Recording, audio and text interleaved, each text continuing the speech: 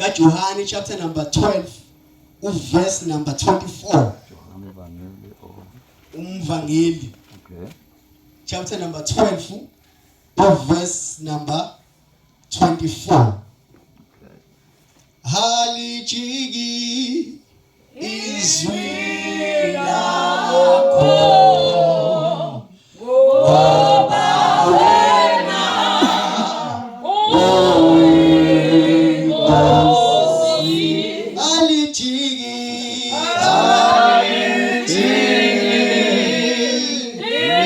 izwi lakho ngoba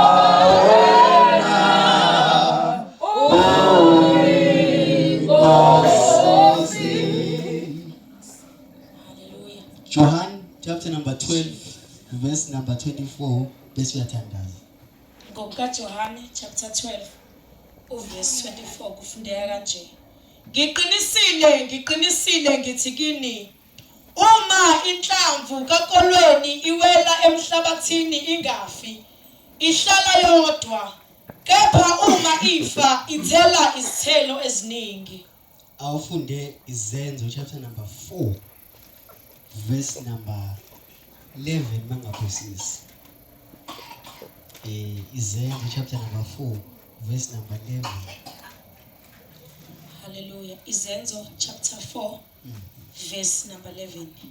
Yena uyitshe eladelelwa yinina bakhe, eselaba inhloko yegumbi. Awuphinde futhi. Yena uyitshe eladelelwa yinina bakhe, eselaba inhloko yegumbi. Awuqhubeka kancane. Ayikho insindiso ngomunye, ngokuba alikho futhi elinye igama phansi kwezulu elinikiwe ebantwini esimelwe ukusindiswa ngalo. Ungathandaza. Baba, izwi lakho uNkulunkulu wethu lingamandla kaJesu Kristu. uNkulunkulu wethu ongcwele, ukhuluma ngomntwana wakho, ufihle uNkulunkulu wethu ongcwele, singabuki yena kepha sibuke wena. uNkulunkulu wethu, uthambisa inhliziyo zethu zibe umhlabathi ovundileyo, khona la mayifika imbewu eyizwi lakho kubonakale. Thatha indawo yakho in Jesus name, amen. La esifunda khona bazalwane yindawo la uJesu ekhuluma khona ngokufa kwakhe. Abantu bemangala ukuthi hawu ngoba Jesu uthi wena uNkulunkulu indodana kaNkulunkulu pho ufelani? Uma wena pho uNkulunkulu wazalwa uNkulunkulu uzelwe uwedwa, pho ufelani? Ngoba phela wena wedwa ithemba esinalo, sashiya noma bethe emakhaya, sashiya namasiko omkhulu, salandela wena. Pho manje pho wena ushiyelani? Okay. Wayesephendula kuJesu bazalwane, wathi uma inhlamvu kakolweni ingafi, ihlala yodwa. Okay. Uma inhlamvu kakolweni ingafi, ihlala yodwa. Shuthi imbewu Jesu ayinayo wabona ukuthi ayanele, noma ngathiwa iprecious ngalendlela, ngoba yena uJesu wayeyimbewu. Kodwa leli gama lokuthi umKristu uma ngabe engafi lizoba lodwa. Okay. Abekho abantu abazozaleka uma ngabe uJesu engafi. Amen. Yingakho phela lithi iBhayibheli iTestament alinawo amandla uma ngabe umnikazi walo engakafi. Hallelujah. Amen. There is why abapostoli babengenawo amandla anele kahle ukushumayela ivangeli uJesu engakafi. Okay. Ngesathu ukuthi uJesu wayeseyinhlamvu kakolweni iyodwa. Uthi Jesu ngiyonishena ibe lusizi. Ebona ukuthi sesisondele isikhathi sokuthi yena ayephansi emathunjini omhlaba. Ebona ukuthi futhi mangabe engafi abekho abanye abazalwane abazoba nento kaNkulunkulu noma abazoba nembewu kaNkulunkulu njengaye.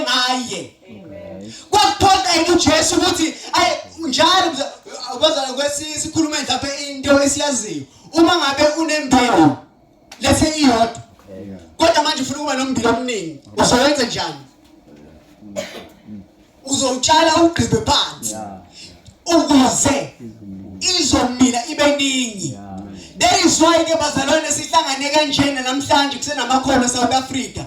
Ingesathu ukuthi kwafa umuntu. Okay. Amen. Njengoba ngishumayela nje, ngaba ngishumayela ukuba akekho umuntu owafa. Kodwa ngishumayelisa ukuthi ukhona umuntu owafa, wazala imbewu. Le mbewu yakhe yaze yafinyelela naseSouth Africa, yaze yafinyelela naseziqungeni. Okay. Awuyifikile manje. Isona zathu kanye esenza ukuthi uJesu afe. But ipointi lami bazalwana like ekufeni kwakhe. Lisekutheni weyini ke sephansi emathunjini omhlaba. Into uJesu wayiyona emathunjini omhlaba. Ngizokutshela nje mntaka baba endaweni eseyiqhumeni. Wayiyona isekelo. Foundation. Ngenza civil engineering esikoleni. Kuthiwa ke abakho mabakha. Kunama foundation awu2 ekumele bewahlole. It's a shallow foundation and a deep foundation. Shithi ifoundation engajulanga phansi. Bese kuba khona nefoundation yokuthi mangabe uyenze kumele ujule kakhulu ephansi. And le foundation ibekwa mangabe kuzokwakhiwa. Akwenzeki foundation ibekwe kungeke kuze kwakhiwe. Njengoba emakhaya akithi lasuka khona ovela kaMsweni ovela kaSithole ovela kaSibanibani kune foundation kubo eyabeka ukuthi le ekhaya umuntu uzokhula kanje. Kodwa umehluko ukuthi le foundation ekhona asiyazi ukuthi it's a deep foundation or it's a shallow foundation. Asiyazi ukuthi ijule kangakanani iyaphansi. Ubona ngengane yakho isikhula ukuthi yebo khona yakhuliswa kahle kodwa ekuthema ngabe khamba isikhathi yashintsha ishintshe kanjani ifoundation. Madoda. Yeah. Ziningi izinto esakhelwe kuzona. Isekelo. Yeah. uJesu mesisifambane bazalwane akabethelwanga yedwa. Ushithi ngamanye amazwi igazi mangabe lichitheka khona elamanye achitheka. Kodwa ukusindiswa komuntu sekuzohluka ukuthi ile umuntu usindiswe ngaliphi igazi.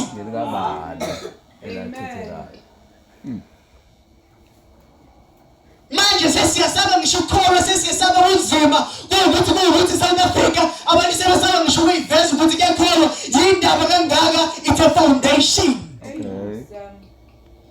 Esomuntu hayi nami ngangikholwa hayi wenzenjani ngafika imfumfumu zafule nami akusile icala mntaka baba kodwa ngakutshela khona ukuthi ifoundation.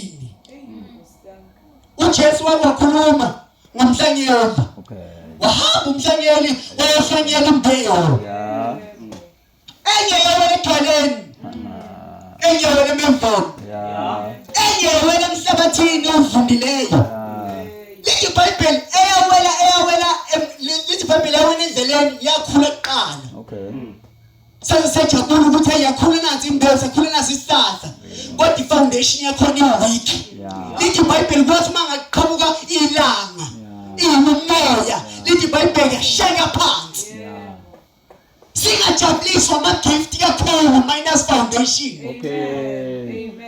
Okay.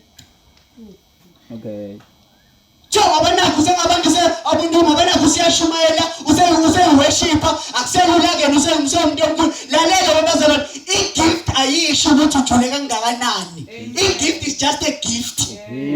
Noma ngabe nama gifts esikubiza ngompostoli but if ungenayo foundation you are useless. Amen. Lithi iBhayibheli ke khulisa umntwana ngendlela kuyakuba ngeyakhe lapho kuyothi masekhulile angasuki kuyo.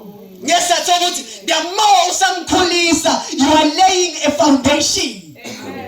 eyokuthi noma sekhulile njengoMtshebazane ukuthi namhlanje kimi kusenzima ukukhwitha ukukholwa.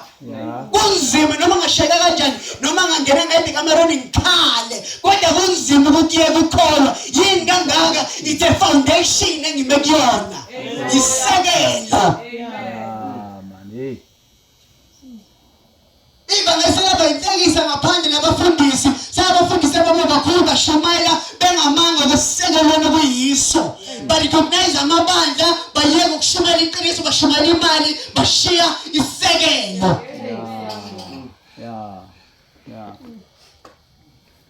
Amen. Amen. Angisazi isekelo sakho njengoba uhleli phansi. Nami ngakhula zikhona isekelo zakaMsweli. Ukuthi uma kwenzeka izinto kuthiwa balekela kaSibanibani yakuphi. Iya kuyindla ngenhla. Kwakuzi isekelo zasekhaya. Amen. Kodwa khona into ekhulunywa uJesu. Uthi Jesu okhokho bethu. Badla imali ehlanu. Base bayafa. Uthi munyawo. Manje uqonda ukuthini? Ngiqonda ukuthi abazalwane ayikho into esoma kuyona sithi ngenxa yokhokho. Ngoba nokhokho bayidla imali ehlane. Basebenza njani? Bafa.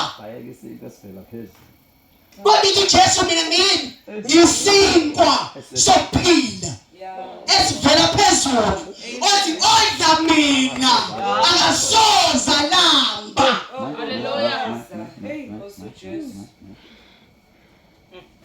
Asibike ukuthi zikhona isekelo somkhulu.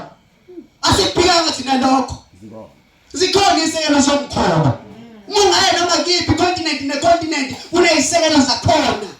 Ngisho ngazi deep down Africa ungene emndenini kuneyisekelo zakhona. Kodwa manje ukuthi neyisekelo ayilingani. Khona isekelo esijulile. Bese kuba khona isekelo nje esisheshe sifike. Leso ukuthi mangabe ingane imekhona imisheshe yonakale. Ngesathi ukuthi isekelo sala ekhaya. Ithi masina 21 years beyikhulula ukuthi singaqali ithola indoda. Isekelo. Hayi. Foundation. Ishakhulu. Babungema. Uma ngishumayela indlela engikhuluma ngayo ayikhuluma nje uma ngishumayela ayithini. Hallelujah. Senzima manje. Yini ngabazalwane? Foundation. Kuyafika ngelinye ilanga Paul eKorinte abazalwane baxabana.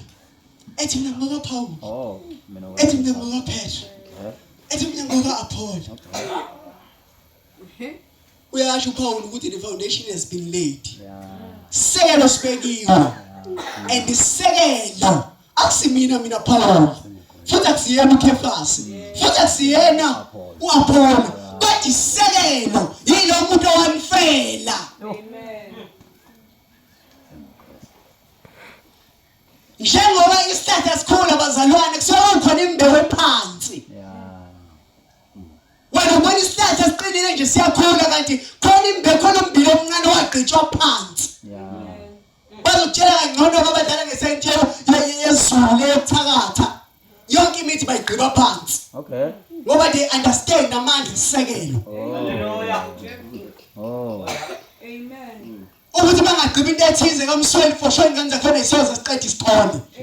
Ngoba khona into egqitshwe phansi. uJesu wethu bazalwane wagqitshwa phansi ukuze thina siqine ukuthi noma singasatshiswa ngaluphi uhlobo ingakade Paul athi akukho ngasihlukanisa nothando kaNkulunkulu ethi nababusi bakule kwelizayo ethi akukho understand ukuthi Jesu wagqitshwa phansi waba yisekelo. Amen. Yeah. Hallelujah. Sengizothandaza bazalwane. Hallelujah. Nasi isikhathi sesibaleka. Hallelujah. Ngizothanda uGesu unenkinga lezinsuku. Kodwa ukuyibuze mzalwane wakithi noma ntombi yakithi noma insizwa yakithi ukuthi le mpilo yakho ihlezi ukhala ngayo kangaka imekusiphi isisekelo. Ngoba kungenzeka ukuthi nawe ube kusekela nje kanti isisekelo sakho asijolile phansi. Kanti umuntu engimaziyo ukuthi wajola kakhulu waya phansi uyedwa. Bayela ukuthi wafika wayefutha usathane ikhezi Hades. Bayena umuntu owajola ukujola. Mzukwane efile. Ukuze bonke abantu ababizwa ngegama lakhe uthi noma kukhulunywa ngabathakathi bengisabi.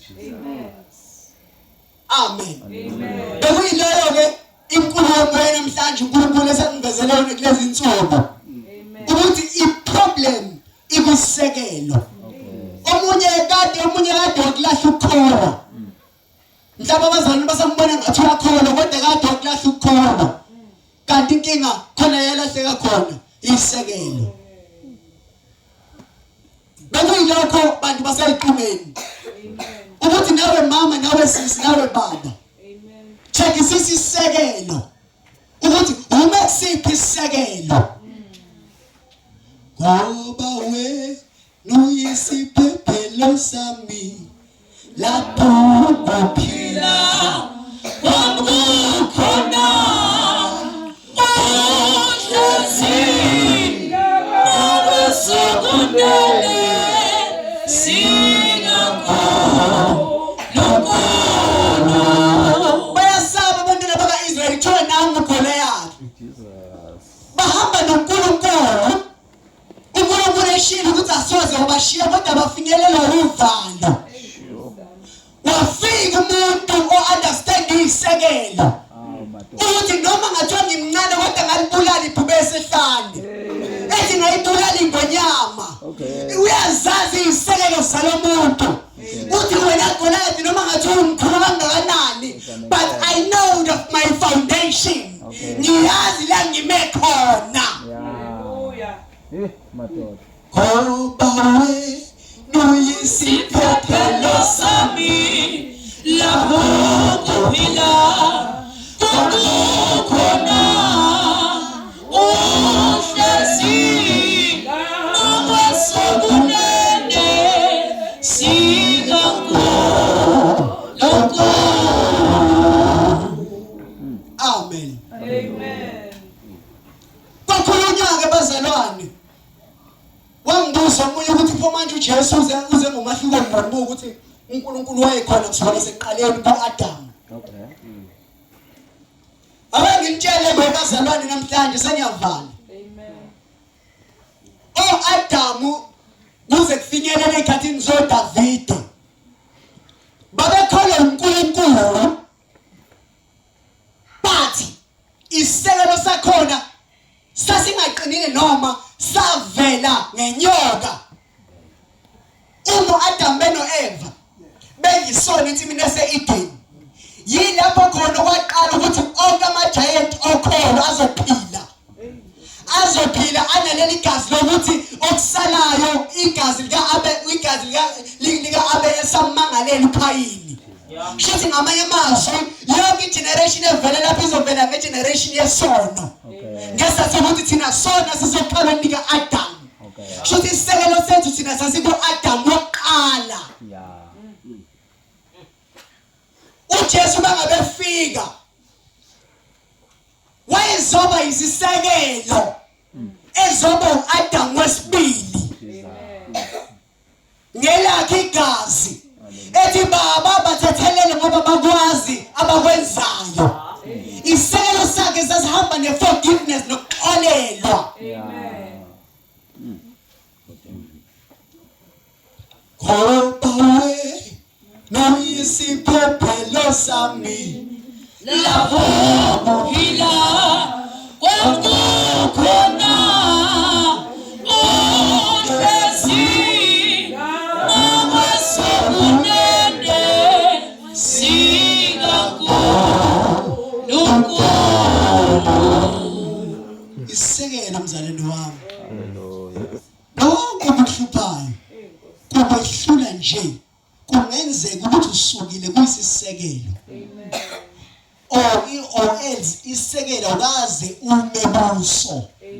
ukuhluleka kwendlu kusitshela ukuthi isisekelo sawo siqine kangakanani. Yingakho lithi iBhayibheli bazalwane olungileyo uyakuwa kasikhombisa avuke kasikhombisa ngenxa yesisekelo sakhe. Hallelujah. Because no akwenzeki umuntu akade khona uNkulunkulu mawukuthi ubebizwa ngempela nguNkulunkulu. Uthi uJesu awukho umuthi ongatshalwa uNkulunkulu bese unqanyelwa umuntu. Okay. Hallelujah. Yingakho uDavide namhlanje igama lakhe liselikhulu. Noma wadla ini? Wadla isono. Kodwa namhlanje sithatha uJesu uvela kubani? kuDavide. Jesu indodana kabani? kaDavide ngihawukele. Ngesathi ukuthi wayilungile wayo ngendlela angawavuka. Amen. Amen. Hallelujah. Bekuyilokho bazalwane egameni lika Jesu. Ngicela ubaba eze ngaphambili egameni lika Jesu. Amen. Hallelujah. Jambama